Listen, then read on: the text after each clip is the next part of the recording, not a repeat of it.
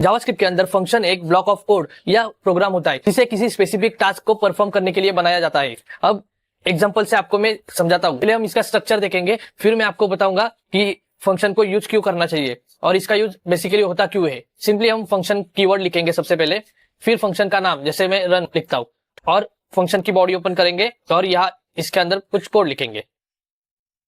ये होता है फंक्शन का स्ट्रक्चर। ये फंक्शन एक कीवर्ड है, रन एक फंक्शन का नाम है और ये फंक्शन की बॉडी। और ये फंक्शन के अंदर का कोड तब तक नहीं चलेगा जब तक हम इसे कॉल नहीं करते। तो सबसे पहले हम इसे कॉल करेंगे।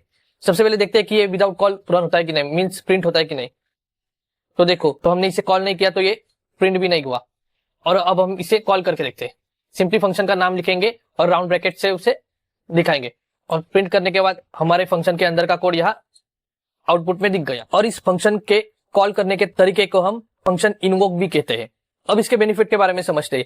लेट्स से हमें 1 से 10 नंबर को 10 जगह प्रिंट करना है, तो हम नॉर्मली क्या करेंगे कि वही 10 नंबर प्रिंट वाला लूप हर जगह लिखेंगे। तो इससे हमारा कोड बल्कि हो जाएगा और उससे रीडेबिलिटी भी जाएगी। लेकिन फंक्शन बनाने के बाद हम एक ही फंक्शन में उस 10 नंबर प्रिंट करने वाले लूप को लिखेंगे और सिंपली हम फंक्शन कॉल की मदद से हम उसे 10 बार 10 जगह प्रिंट कर सकते हैं। तो इससे हमारे कोड की रीडेबिलिटी भी बढ़ जाएगी, मींस कोड भी क्लीन हो जाएगा और उसके रीयूजेबिलिटी का भी हमें बेनिफिट होगा।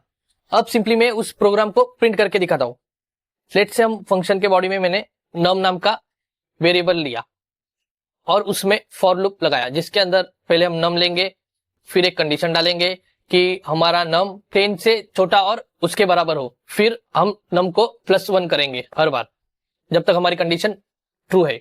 अब इसी नम को हम यहाँ प्रिंट करेंगे। अब सिंपली मैं इसे रन करके देखता हूं कि हमारे पास 0 से लेकर 10 तक नंबर प्रिंट हो गए।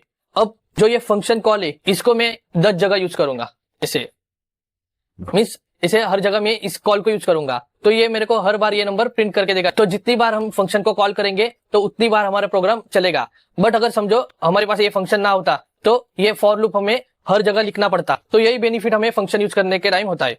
अब दैट से मैंने इस फंक्शन कॉल को फंक्शन डिक्लेरेशन के ऊपर कॉल किया और इसे क्लियर कर दे, तो क्या ये फंक्शन कॉल चल जाएगा?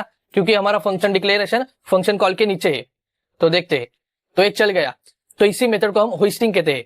होस्टिंग में सिंपली होता क्या है, अगर हम फंक्शन डिक्लेरेशन के ऊपर भी फंक्शन को कॉल करते हैं तो ये होस्टिंग करता क्या है कि हमारे पूरे कोड में जहां भी फंक्शंस लिखा हो तो पहले वो उसे सेपरेट करता है और हमारे कोड के टॉप पे भेजता है, फिर बाकी का कोड वो रन करता है। तो इसलिए यहाँ हमने फंक्शन को ऊपर कॉल किया, फिर भी ये फंक्शन हमारा रन हो गया। अब फंक्शंस में भी कई प्रकार होते हैं, तो नेक्स्ट रील में हम उसी सभी प्रकार को देखेंगे।